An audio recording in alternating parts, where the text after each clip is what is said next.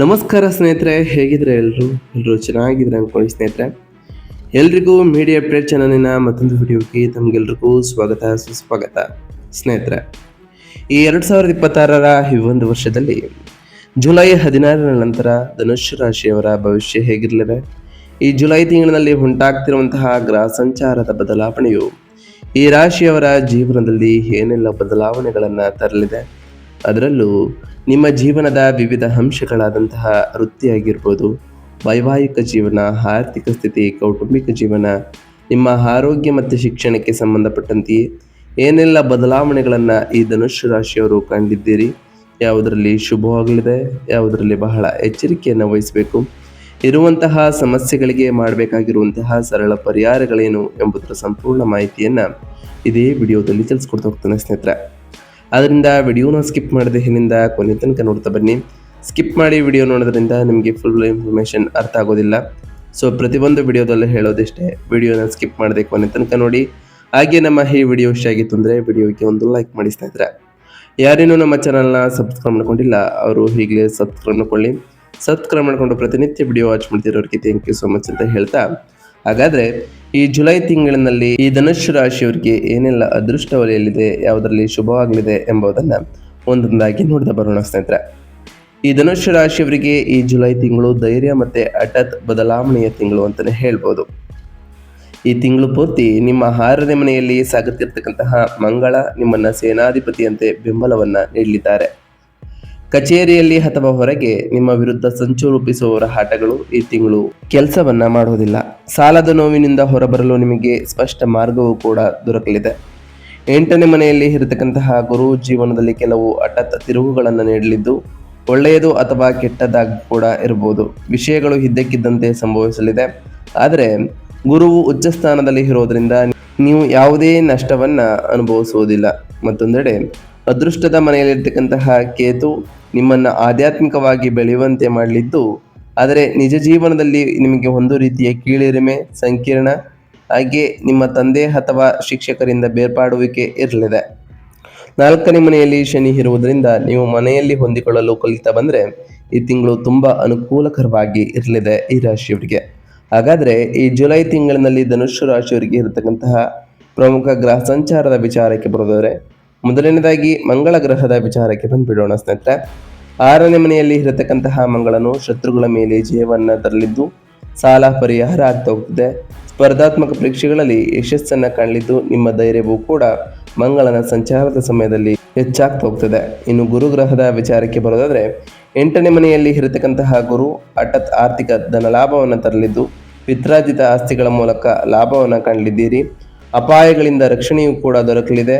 ಜ್ಯೋತಿಷ್ಯದಲ್ಲಿ ಆಸಕ್ತಿಯೂ ಕೂಡ ನಿಮಗೆ ಉಂಟಾಗ್ತಾ ಹೋಗ್ತದೆ ಅಂತಲೇ ಹೇಳ್ಬೋದು.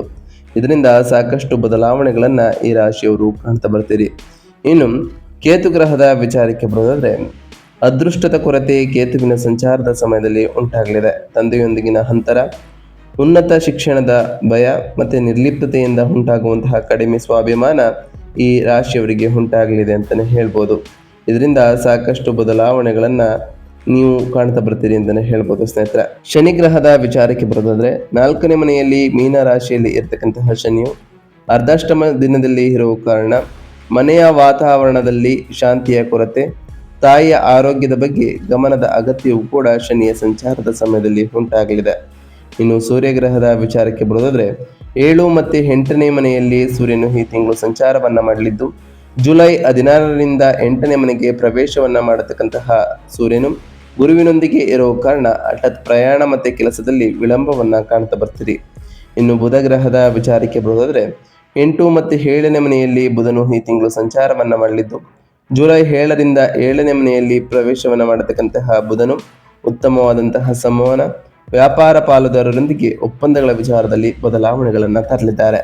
ಇನ್ನು ಶುಕ್ರ ಗ್ರಹದ ವಿಚಾರಕ್ಕೆ ಬರೋದಾದರೆ, 8 ಮತ್ತು 9ನೇ ಮನೆಯಲ್ಲಿ ಶುಕ್ರನು ಈ ತಿಂಗಳು ಸಂಚಾರವನ್ನ ಮಾಡಲಿದ್ದು, ಜುಲೈ 4ರಿಂದ 9ನೇ ಮನೆಯಲ್ಲಿ ಅಂದರೆ ಸಿಂಹ ರಾಶಿಯಲ್ಲಿ ಸಂಚಾರವನ್ನ ಮಾಡತಕ್ಕಂತಹ ಶುಕ್ರನು ದೀರ್ಘ ಪ್ರಯಾಣಗಳಲ್ಲಿ ಸಂತೋಷವನ್ನ ತರಲಿದ್ದು, ಕಲಾಕ್ಷೇತ್ರದಲ್ಲಿ ಇರುವವರಿಗೆ ಬಹಳಷ್ಟು ಒಳಿತನ್ನ ತರಲಿದ್ದಾರೆ ಅಂತಲೇ ಹೇಳ್ಬೋದು ಶುಕ್ರನ ಸಂಚಾರದ ಸಮಯದಲ್ಲಿ.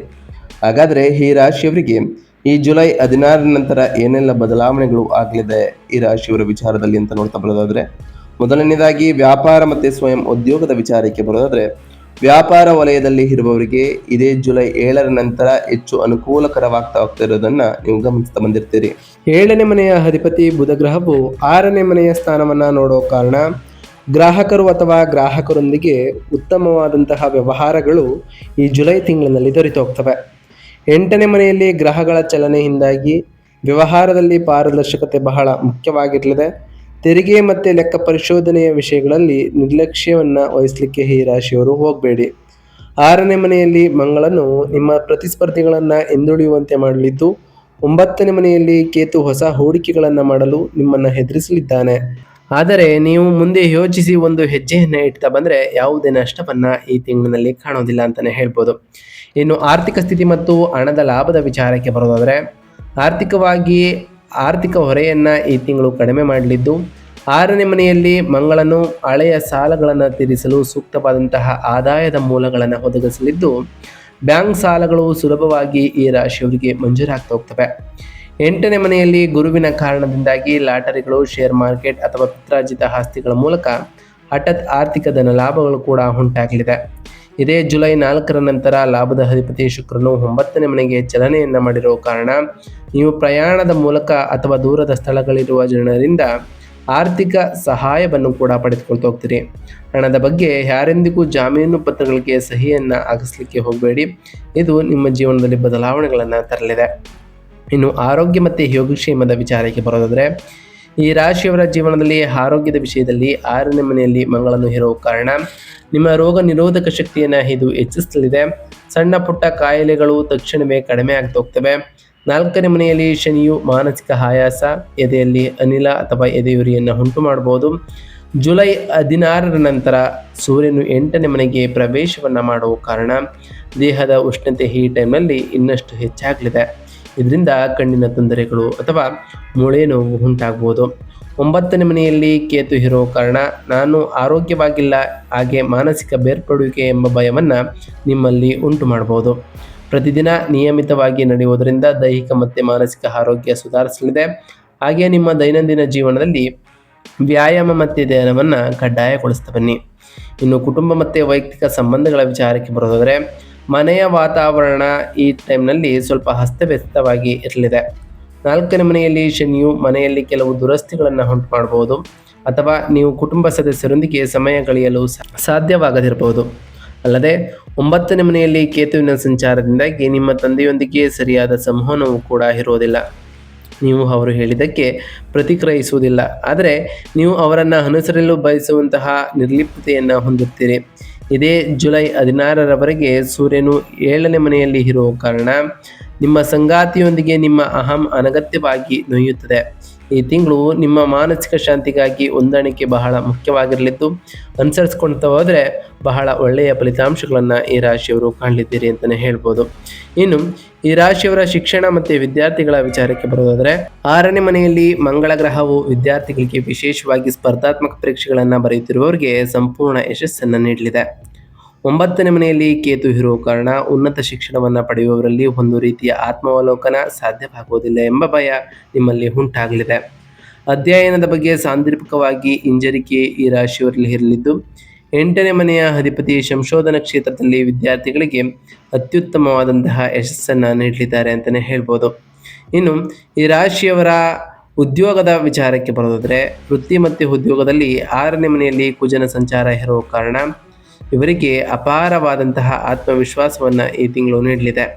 ಕಚೇರಿಯಲ್ಲಿ ನಿಮ್ಮ ವಿರುದ್ಧ ಯಾರೇ ನಡೆದರೂ ಅವರು ಅಂತಿಮವಾಗಿ ಬಳಲುತ್ತಾರೆ. ನಿಮ್ಮ ಕಾರ್ಯಕ್ಷಮತೆಯಿಂದ ನೀವು ಎಲ್ಲರನ್ನ ಮೌನಗೊಳಿಸ್ತಾ ಹೋಗ್ತೀರಿ. ಇದೇ ಜುಲೈ 7ರಂದು 10ನೇ ಮನೆಯ ಅಧಿಪತಿ ಬುಧ 7ನೇ ಮನೆಯಲ್ಲಿ ಪ್ರವೇಶವನ್ನು ಮಾಡೋದರಿಂದ ನಿಮ್ಮ ವೃತ್ತಿಫಲ ಜಾಲ ಹೆಚ್ಚಾಗಲಿದೆ. 8ನೇ ಮನೆಯಲ್ಲಿ ಗುರುವಿನ ಉಪಸ್ಥಿತಿಯು ಕೂಡ ಇರೋದರಿಂದ ನಿಮ್ಮ ಕೆಲಸದಲ್ಲಿ ಅನಿರೀಕ್ಷಿತವಾದಂತಹ ಬದಲಾವಣೆಗಳು ಕೂಡ ಉಂಟಾಗಬಹುದು. ಉದಾಹರಣೆಗೆ, ನೀವು ನಿರೀಕ್ಷಿಸದ ಯೋಜನೆಗಳಿಂದ ನಿಮಗೆ ಬಹಳಷ್ಟು ಲಾಭ ದೊರಕಲಿದೆ. ನಿಮಗೆ ಹಠಾತ್ ವರ್ಗಾವಣೆಯೂ ಕೂಡ ಸಿಗ್ಬೋದು. ಗುರುಸ್ಥಾನದಲ್ಲಿ ಇರುವ ಕಾರಣ ಈ ಬದಲಾವಣೆಯು ಅಂತಿಮವಾಗಿ ನಿಮಗೆ ಸಾಕಷ್ಟು ಉತ್ತಮವಾದಂತಹ ಪ್ರಯೋಜನಗಳನ್ನು ತರಲಿದೆ ಅಂತಾನೆ ಹೇಳ್ಬೋದು ಸ್ನೇಹಿತರೆ. ಇದರಿಂದ ಸಾಕಷ್ಟು ಬದಲಾವಣೆಗಳನ್ನು ಕೂಡ ಈ ಧನುಸ್ಸು ರಾಶಿಯವರು ಕಾಣಬಹುದಾಗಿದೆ ನಿಮ್ಮ ಜೀವನದಲ್ಲಿ. ಹಾಗಾದರೆ ಅರ್ಧಾಷ್ಟಮ ಶನಿಯ ಪ್ರಭಾವವನ್ನು ಕಡಿಮೆ ಮಾಡಲು ಕೇತುವಿನಿಂದ ಉಂಟಾಗುವಂತಹ ಕಡಿಮೆ ಸ್ವಾಭಿಮಾನ ಮತ್ತೆ ತಂದೆಯೊಂದಿಗಿನ ಘರ್ಷಣೆಯನ್ನು ತೊಡೆದು ಹಾಕಲು ನಾವು ತಿಳಿಸ್ಕೊಡುವಂತಹ ಸರಳ ಪರಿಹಾರಗಳನ್ನು ಮಾಡ್ತಾ ಬನ್ನಿ.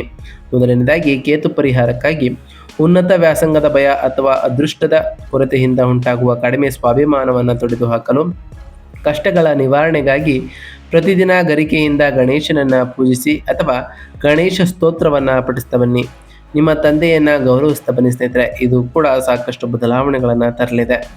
ಮನೆಯಲ್ಲಿ ಶಾಂತಿಗಾಗಿ ಮತ್ತು ಮಾನಸಿಕ ಒತ್ತಡ ಕಡಿಮೆ ಮಾಡಲು ಶನಿವಾರ ಶಿವನ ದೇವಾಲಯದಲ್ಲಿ ಎಳ್ಳೆಣ್ಣೆಯಿಂದ ದೀಪಾರಾಧನೆಯನ್ನು ಮಾಡಿ ವೃದ್ಧರಿಗೆ ಆಹಾರವನ್ನು ದಾನ ಮಾಡಿ ಸ್ನೇಹಿತರೆ. ಪ್ರತಿ ಶನಿವಾರದಂದು ಓಂ ಶಂ ಶನೈಶ್ವರಾಯ ನಮಃ ಎಂಬ ಮಂತ್ರವನ್ನು ಜಪಿಸಿ.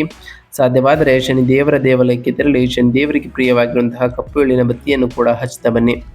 8ನೇ ಮನೆಯಲ್ಲಿ ಗುರು ಇರೋ ಕಾರಣ ಹಠಾತ್ ಲಾಭಗಳು ಸ್ಥಿರವಾಗಿರಲು ಗುರುವಾರ ಕಡಲೆಕಾಯಿಗಳನ್ನು ದಾನ ಮಾಡಿ ಹಾಗೆ ಗುರು ದತ್ತಾತ್ರೇಯ ಸ್ತೋತ್ರವನ್ನು ಪಠಿಸ್ತಾ ಬನ್ನಿ. ಇದು ಕೂಡ ಸಾಕಷ್ಟು ಬದಲಾವಣೆಗಳನ್ನು ನಿಮ್ಮ ಜೀವನದಲ್ಲಿ ತರಲಿದೆ. ಹಾಗೆ ಪ್ರತಿ ಶುಕ್ರವಾರದಂದು ತಾಯಿ ಜಗನ್ಮಾತೆಯಾದಂತಹ ಲಕ್ಷ್ಮೀ ದೇವಿಗೆ ಪೂಜೆಯನ್ನು ಸಲ್ಲಿಸಿ. ಲಕ್ಷ್ಮೀ ದೇವಿಗೆ ಪ್ರಿಯವಾಗಿರುವಂತಹ ಬಿಳಿಯೂಗಳನ್ನು ಇಟ್ಟು ಪೂಜೆಯನ್ನು ಸಲ್ಲಿಸೋದ್ರಿಂದ ನಿಮ್ಮ ಮನೆಯಲ್ಲಿ ಸುಖ ಸಮೃದ್ಧಿಯ ಜೊತೆಗೆ ಸಂಪತ್ತು ಕೂಡ ಹೆಚ್ಚಾಗಲಿದೆ. ನಾವು ತಿಳಿಸ್ಕೊಟ್ಟಿರುವಂತಹ ಈ ಎಲ್ಲ ಸರಳ ಪರಿಹಾರಗಳನ್ನು ಈ ರಾಶಿಯವರು ಮಾಡಿದೆ ಆದರೆ ಸಾಕಷ್ಟು ಬದಲಾವಣೆಗಳನ್ನು ಕಾಣಬಹುದಾಗಿದೆ. ನೀವು ಅಂದುಕೊಂಡಿರುವಂತಹ ಕಾರ್ಯಗಳು ಕೂಡ ಯಾವುದೇ ಅಡೆತಡೆ ಇಲ್ಲದೆ ನೆರವೇರ್ತಾ ಬರ್ತದೆ ಸ್ನೇಹಿತರೆ. ಇದಾಗಿತ್ತು ಇವತ್ತಿನ ಒಂದು ವಿಡಿಯೋ ಸ್ನೇಹಿತರೆ. ವಿಡಿಯೋ ಇಷ್ಟ ಆಗಿತ್ತು ಅಂದರೆ ವಿಡಿಯೋಗೆ ಒಂದು ಲೈಕ್ ಮಾಡಿ. ಯಾರೇನೂ ನಮ್ಮ ಚಾನಲ್ನ ಸಬ್ಸ್ಕ್ರೈಬ್ ಮಾಡ್ಕೊಂಡಿಲ್ಲ ಅವರು ಈಗಲೇ ಸಬ್ಸ್ಕ್ರೈಬ್ ಮಾಡ್ಕೊಳ್ಳಿ. ಸಬ್ಸ್ಕ್ರೈಬ್ ಮಾಡ್ಕೊಂಡು ಪ್ರತಿನಿತ್ಯ ವಿಡಿಯೋ ವಾಚ್ ಮಾಡ್ತಿರೋರಿಗೆ ಥ್ಯಾಂಕ್ ಯು ಸೊ ಮಚ್ ಅಂತ ಹೇಳ್ತಾ, ಹಾಗೆ ಕಮೆಂಟ್ನಲ್ಲಿ ಓಂ ಶನೈಶ್ವರಾಯ ನಮಃ, ಓಂ ಗುರುಭ್ಯೋ ನಮಃ, ಓಂ ಲಕ್ಷ್ಮೀನಾರಾಯಣಾಯ ನಮಃ ಎಂದು ಕಮೆಂಟ್ ಮಾಡಿ ಸ್ನೇಹಿತರೆ. ಶನಿ ದೇವರು, ಮಂಗಳದೇವ, ಗುರುದೇವ, ಲಕ್ಷ್ಮೀನಾರಾಯಣ ನಿಮಗೆ ಆಯುಷ್ಯ ಆರೋಗ್ಯ ಸಮೃದ್ಧಿಗಳನ್ನು ಕೊಟ್ಟು ಕಾಪಾಡಲಿ.